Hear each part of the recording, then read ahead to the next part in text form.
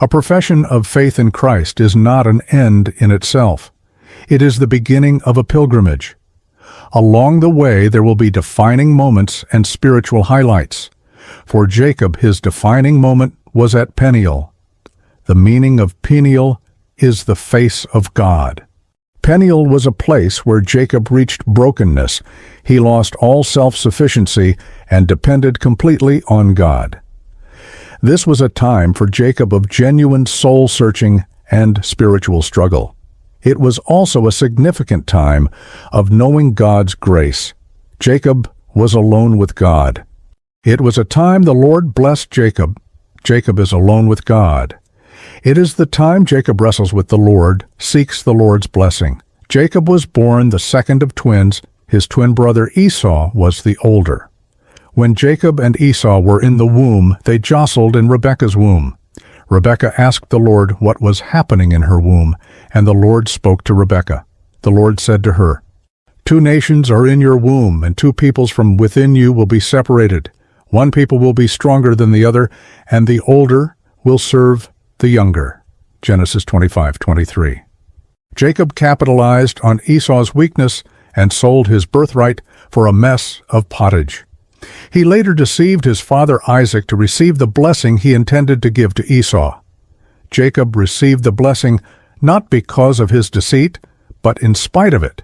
Esau was the rugged outdoorsman and had a temper and was directing his wrath toward Jacob. Jacob put self first and forced him to flee penniless as a fugitive. Jacob reached a low point and then had an experience with God at Bethel. This experience is known as Jacob's ladder. It was the spiritual conversion experience for Jacob. He vowed to serve God from that time on, and he vowed to tithe to the Lord.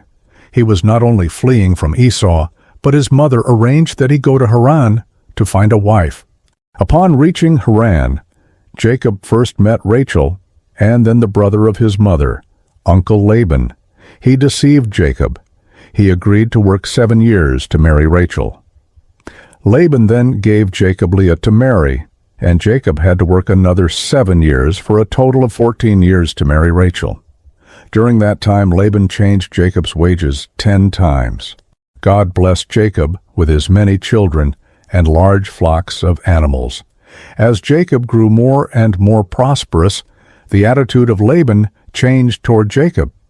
Laban's sons were jealous of Jacob too. God told Jacob to leave Haran and return to his homeland. Returning meant he would be facing Esau, who may still hold a grudge against his brother. Jacob left Haran secretly without telling his father-in-law Laban. Laban was upset that Jacob left secretly and chased him down and confronted him. Before they parted ways, they set up an altar to God as a witness between them. Now all is settled with Laban. Jacob will be returning home after 20 years back to where Esau lived. It had been a long time since Jacob deceived his father to receive the blessings due Esau, but it may be very fresh on Esau's mind. Jacob feared for his life.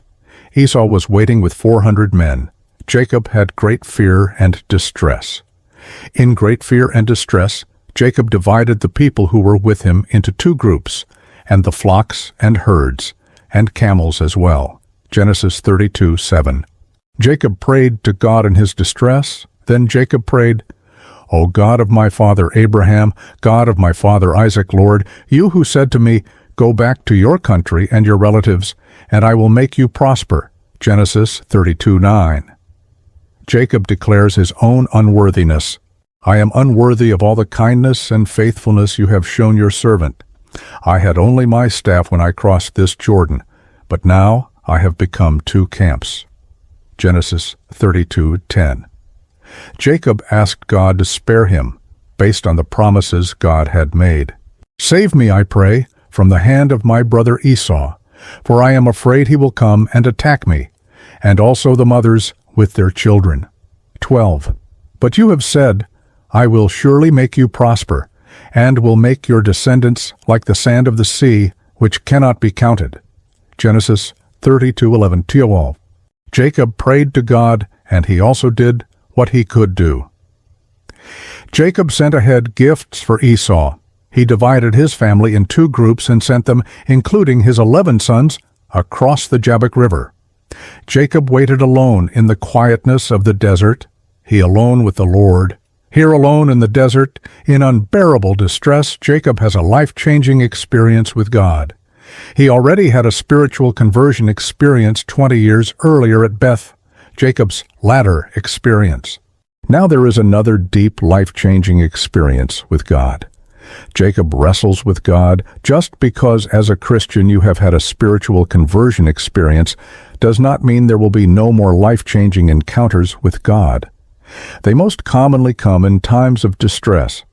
Look at the account of the Apostle Paul and his experiences with God after the Damascus Road. The Lord met him most dramatically in the distress of prison and persecution. Be ready to get alone to meet God like Jacob did. Like in Jacob's case, you may have your most important experience with God when you are in your most intense distress.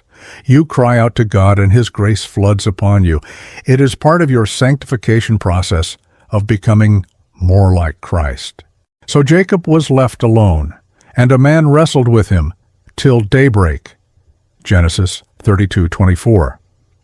Here's the intense spiritual struggle of Jacob. Finally, Jacob was going to let go of his own self-sufficiency. Jacob realized his struggle was with the Lord. He was in a situation of being desperate, and he wanted only what God could give. Jacob hung on tenaciously like a pit bull. Jacob is the man who knocks persistently. Ask and you shall receive. You see the emphasis on the value of persistence. I tell you, even though he will not get up and give you the bread because of friendship, yet because of your shameless audacity, he will surely get up and give you as much as you need. 9. So I say to you, ask and it will be given to you. Seek and you will find. Knock and the door will be opened to you. Luke 1:18-9. Here is Jacob in a situation beyond himself, and he persistently seeks the blessing of the Lord. This is profound. The whole passage shifts subtly. At first, Jacob is resting with a man, but becomes Jacob holding on in his hour of need, persistently seeking the blessing of God. This should be more than studying about Jacob having a defining spiritual moment. It should become us seeking one of our own experience with God. What kind of experience did Jacob have here? We know that no one can see the face of God and live, Genesis 33. Yet Jacob said, I saw God face to face and lived. Jacob called the place Peniel. It means face of God. This is an instance of the pre-incarnate Jesus Christ. The experience lasted only in the dark hours until daybreak. Jacob was alone and left with his hip out of socket to give him a constant reminder of the reality of his experience with the Lord. The experience was also marked by the Lord giving Jacob a new name. Then the man said, Your name will no longer be Jacob, but Israel, because you have struggled with God and with humans and have overcome. Genesis 30:28. There are others with a significant experience where their name was changed. Abram's name was changed to Abraham. Simon's name was changed to Peter. Saul's name was changed to Paul. Jacob's name was changed to Israel. Jacob's name meant he grabs the heel. Figuratively, his name meant deceiver. Now his name is Israel, which means he struggled with God and man and overcame. It also means he is persistent and perseveres. The Lord asked Jacob, What is your name? At the time Isaac was giving a blessing for Esau, he asked, What is your name? Jacob answered deceptively that his name was Esau. This time Jacob answers truthfully, My name is Jacob. Jacob was ready to face what he dreaded, seeing Esau. Whatever would result, Jacob settled this matter with God. For us, the fear of the unknown disappears when we settle the matter with God. Jacob had been with the Lord, and he had an eternal perspective. He could see the purposes of God in everything. He will meet Esau limping, but no longer self-sufficient and deceptive. He goes in God's strength. Paul said, When I am weak, then I am strong. We must seek spiritual time with God. It may reveal something spiritual and something painful, but it results in a blessing and inward peace. Jacob has gone through the refiner's fire, and he comes out now, known as Israel. How long has it been since you persisted with God in prayer? Even Jesus made a concentrated time with God and sometimes persisted in prayer all night.